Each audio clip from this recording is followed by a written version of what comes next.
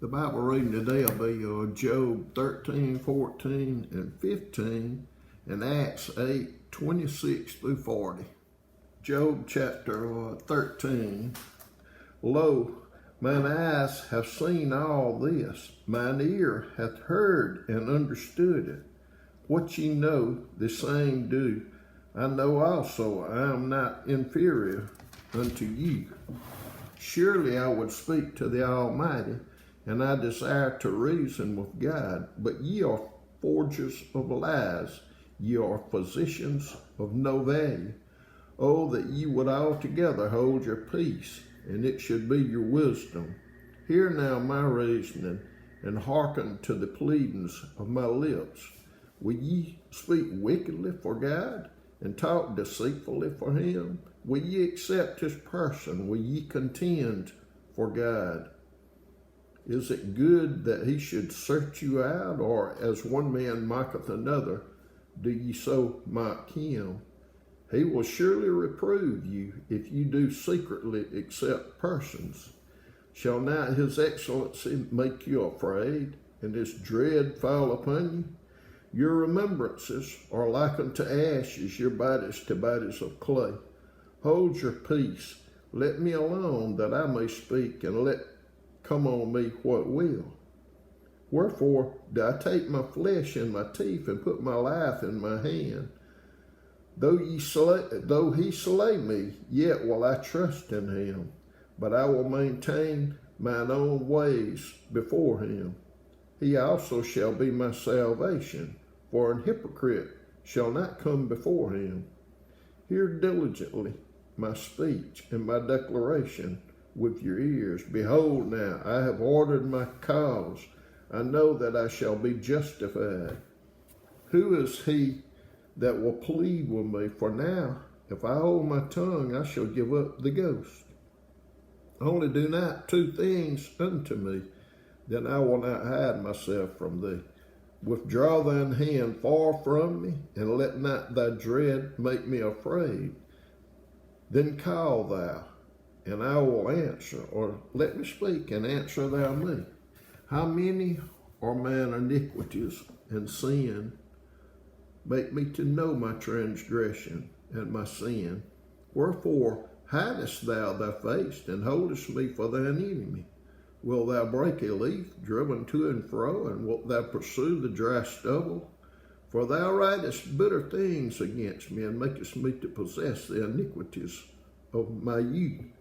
Thou puttest my feet also in the stocks, and lookest narrowly unto all my paths. Thou settest a print upon the heels of my feet. And he, as a rotten thing, consumeth as a garment that is moth-eaten. Job chapter 14. Man that is born of a woman is of few days, and full of trouble. He cometh forth like a flower, and is cut down. He fleeth also as a shadow, and continueth not. And dost thou open thine eyes upon such an one, and bringest me into judgment with thee? Who can bring a clean thing out of an unclean? Not one. Seeing his days are determined, the number of his months are with thee. Thou hast appointed his bounds that he cannot pass.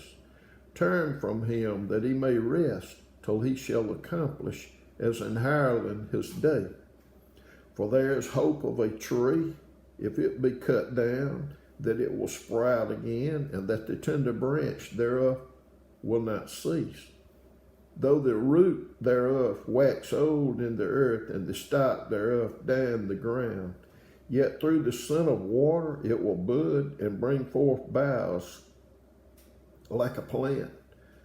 But man dieth and wasteth away, yea, man giveth up the ghost. And where is he?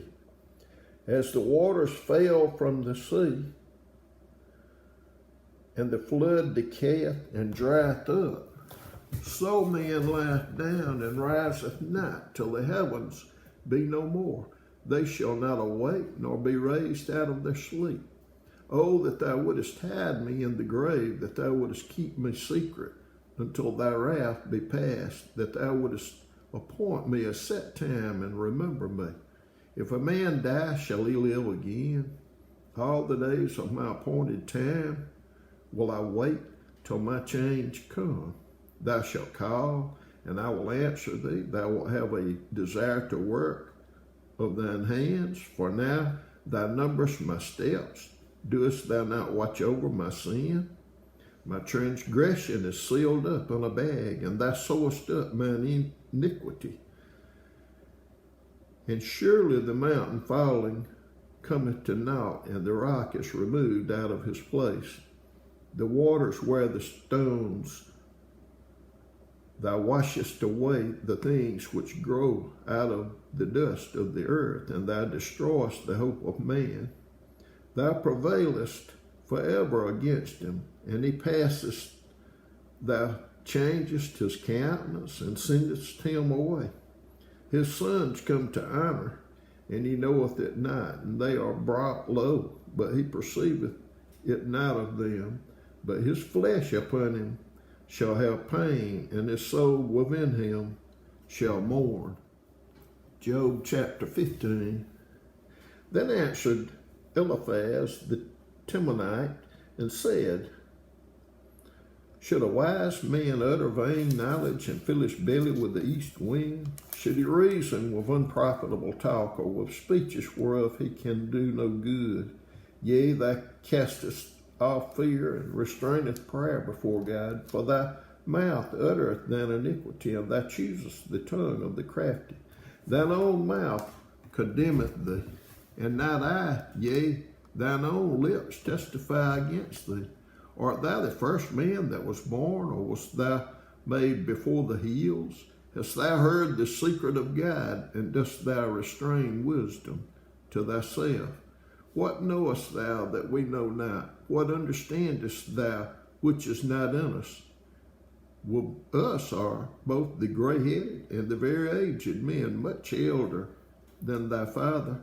Are the consolations of God smile with thee? Is there any secret thing with thee? Why doth thine heart carry thee away, and what do thy eyes wink at? That thou turnest thy spirit against God, and lettest such words go out of thy mouth.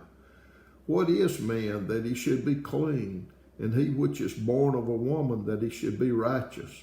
Behold, he putteth no trust in his saints, yea, the heavens are not clean in his sight. How much more abominable and filthy is man which drinketh iniquity like water? I will show thee, hear me, and that which I have seen I will declare, which wise men have told from their fathers, and have not hid it, unto whom alone the earth was given, and no stranger passed among them.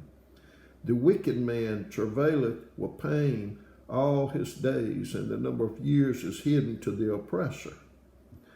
A dreadful sound is in his ears, and prosperity, the destroyer, shall come upon him. He believeth not that he shall return out of darkness, and he is waited for of the sword. He wandereth abroad for the bread, saying, Where is it? He knoweth that the day of darkness is ready at his hand. Trouble and anguish shall make him afraid. They shall prevail against him as a king ready to the battle.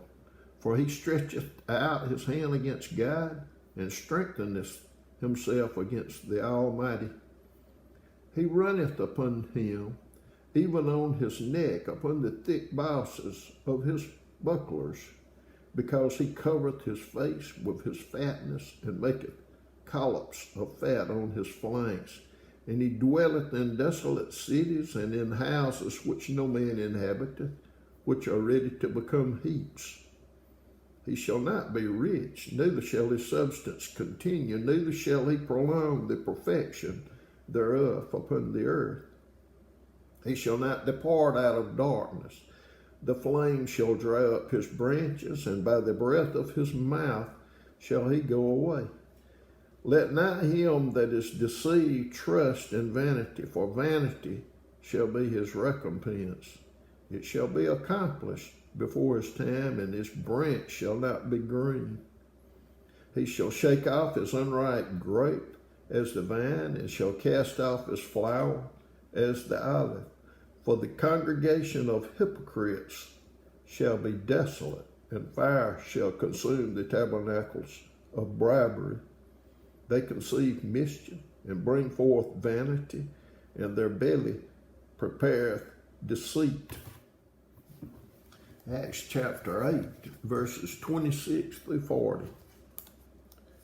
And the angel of the Lord spake unto Philip, saying, Arise, and go south unto the way that goeth down from Jerusalem unto Gaza, which is desert.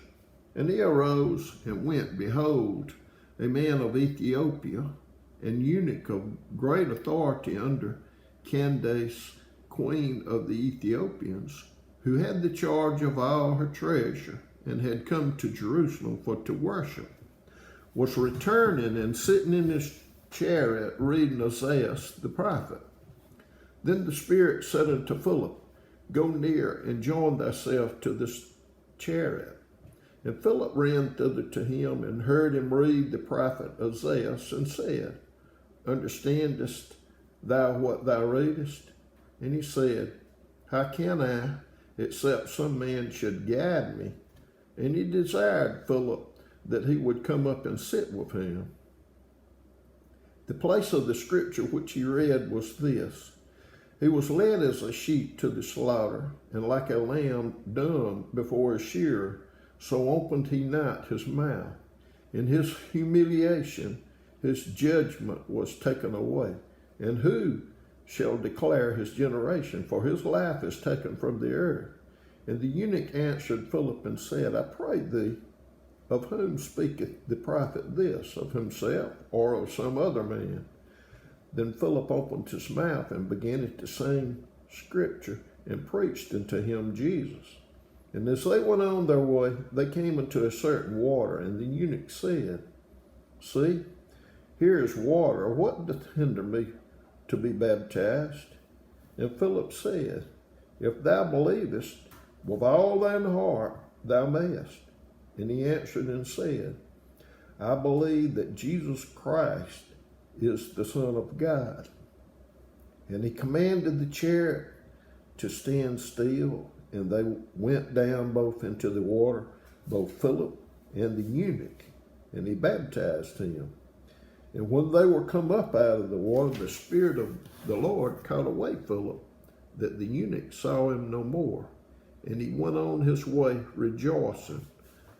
But Philip was found at Azotus, and passing through, he preached in all the cities till he came to Caesarea.